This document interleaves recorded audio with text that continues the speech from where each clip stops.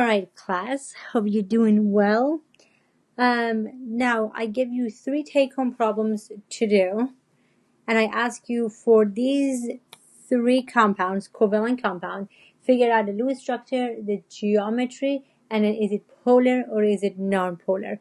And hopefully that's going to help you with polarity. And then once you really understand polarity, I'm going to give you a shortcut how to figure out polarity. Okay, so the next one is CH3F. Let's go over CH3F. Okay, so CH3F. Now, what goes in the middle? Carbon is going to go in the middle. Carbon is going to go in the middle. And then you're going to put the rest around it. Okay. Now, this is the geometry that you get. The geometry you get is tetrahedral. I'm not going to go over every single thing, how to do the Lewis structure. Watch the Lewis structure video to figure this out. Hopefully by now you know how to draw the structure. So this is tetrahedral. Okay. Now, let's go over the next one, which is CCl4. So carbon goes here. Then I have Cl. I have Cl, Cl, and I have Cl. Okay. So then I got those out of the way. That's nice. Now, what's the geometry on this one? The geometry on this one, it's also tetrahedral. The geometry is also tetrahedral. Okay. Now, if you're wondering the geometries, don't forget these are the geometry I had emailed you about it. Tetrahedral, you have 1, 2, 3, 4 bonds, and a center atom, and the center atom doesn't have any lone pair or anything. Okay. Now, are they polar or non-polar? That was the other question I asked you to do. Let's do the first one. Is this polar or is this non-polar? Now, if you look at this one, the fluorine is the most electronegative atom. So what that means is the fluorine is going to pull most of the electron in this entire compound this way. Do you agree? Because it's the most electronegative atom. So we are going to end up having a lot more electrons on this side of the molecule versus this other side of the molecule. So one side has a lot more electron than the other side. They are not going to be distributed evenly. They're not going to be distributed evenly. That's what makes something to be polar. That's what makes something to be polar. Electrons are not distributed evenly. Electrons are not distributed evenly. Okay, you have a lot more on one side. Fluorine is a lot more electronegative than hydrogen and carbon. Is pulling everything this way. You have a lot more over here. Okay, now let's go over here. Now here, this is all Cl on both sides. Now Cl is more electronegative, so Cls are pulling electron toward themselves. But if you look at this, we have some electrons over here. We have some electrons over here, we have some over here, we have some over here. So we have all these Cl that are pulling the electron toward themselves because they are stronger atom, high En value. But electrons are distributed actually evenly here because I have a little bit of electron on each side of the molecule. And remember, you have to think about this 3D, not so much 2D. Right? So electrons are distributed evenly. That's what makes something to be non-polar. Now this is interesting because these two have exactly the same geometry, but one is polar and one is non-polar. Okay, now here's a little hint. I'm going to come back to this hint in a second. Every time you have more than 2 types of atom, for example here I have carbon, hydrogen, and fluorine. I have more than 2 types of atom, it's going to be polar no matter what, because there is no way that 3 atoms are going to be able to cancel each other out. If you only have 2 types of atom, yeah, these things can cancel each other out, but 3 types, no way. It will always be polar. Okay, so far so good. Now, let's do the next one, OF2. Let's do OF2, okay. Alright, so I moved the geometry to the side so you can see this. So OF2, 2. Now, oxygen is going to go in the middle, and then I'm going to have fluorine, and I'm going to have fluorine around it. Now, let's actually do the entire thing for this one. OF2 has 20 valence electron. So OF2 has 20 valence electron. I'm going to put oxygen in the middle. Remember, the least electronegative atom goes in the middle, or usually the first atom is usually the least electronegative atom, as long as the first atom is not hydrogen. Okay, now in each covalent bond, how many electrons do we have? Remember, in each covalent bond, we have 2 electrons. So how many have I already put down? I've already put down 1, 2, 3, 4 electrons. 20 minus 4 is going to be 16 electron is left over.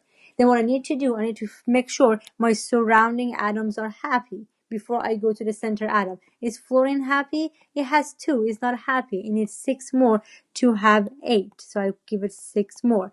This fluorine the same. It needs 6 more to have 8 and to be happy. So I added 6. I added 6. I added how many? I added 12.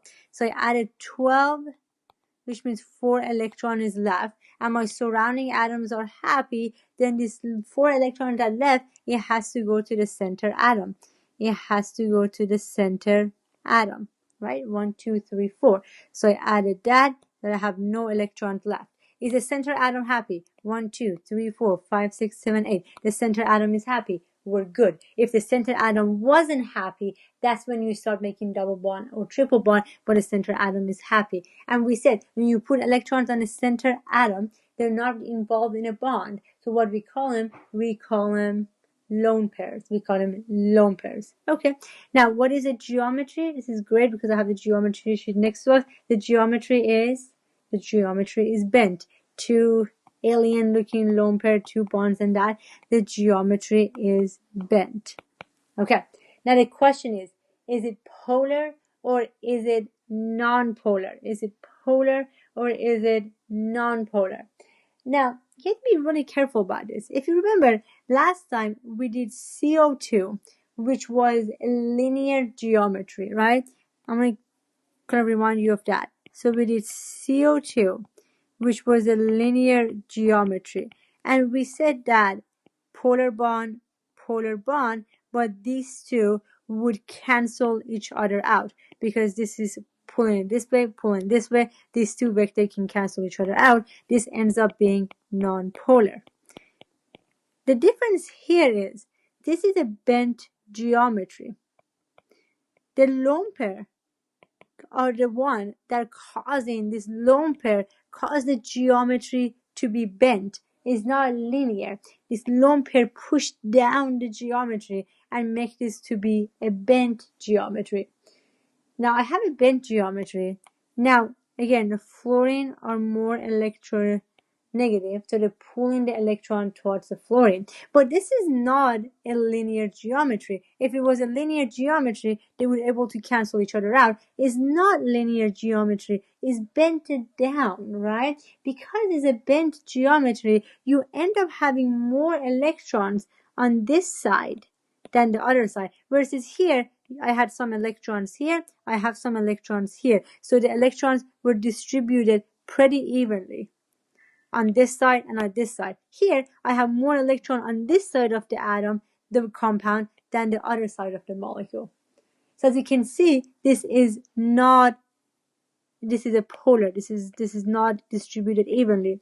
So this is a polar geometry. Okay, again, hopefully this kind of shows you that the contrast. And when you have a linear, yeah, it's non-polar because it's cancel each other out. You have some here, you have some here. They're distributed evenly. But here, there is bent down because it's a bent geometry, because this lone pair, it comes down. So you end up having more electrons here than the other side. So it's polar because electrons are not distributed evenly. Okay. Now, hopefully you understand the concept of polarity. I always want to make sure you really understand it before I give you the shortcut. But the shortcut is great. All right, you guys ready for the shortcut? So I think you understood the concept. I'm going to give you the shortcut. Have your geometry sheet in front of you, okay? Have your geometry sheet in front of you. Now, what I want you to do, I'm going to circle some of these geometries, okay? I'm going to circle some of these geometry. Linear, trigonal planar, tetrahedral, trigonal bipyramidal, octahedral. Basically everything on the left side I'm going to circle in. And then on top of that, I'm going to circle this linear and a square planar. Everything that I just circled, those are non-polar geometries. Everything I just circled, those are non-polar geometries, because those are the geometries that the vector would cancel each other out. Okay, for example, here you had a bent geometry. You go to bent is polar. Everything in green is non-polar. Here, CO2 was a linear. Linear here is considered non-polar. So everything I circle is non-polar. Again, this is a shortcut, but I'm hoping you understand the concept. Now, okay,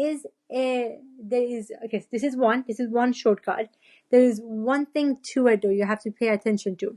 Every time you have more than two types of atom, you end up being polar no matter what, regardless of the geometry. I'm going to repeat that again. Remember over here, we talked about that. Here is tetrahedral. Tetrahedral is a non-polar geometry, right? But how come this one was polar? Because every time you have more than three types of atom, that geometry will be polar regardless of the geometry. So every time you have more than three types of atom, it will be polar regardless of the geometry. So I'm going to write it here. More than two types of atoms, you're going to be polar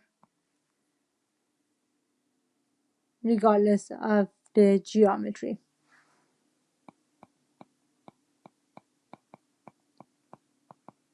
So every time you have three or more than two types of atom, you are going to be polar regardless of the geometry. Sounds good? Okay. And then the next video, I'm going to talk about hybridization. And then after that, we're going to do a practice video. And I'm going to give you a bunch of molecules to figure out the polarity, to figure out the geometry and the hybridization. Okay, nice job. Again, understand the concept, but at the end, this is a really shortcut to do it fast. These are non-polar, but every time you have more than two types of atom, they will be polar because as you see here, there is no way they could cancel each other out.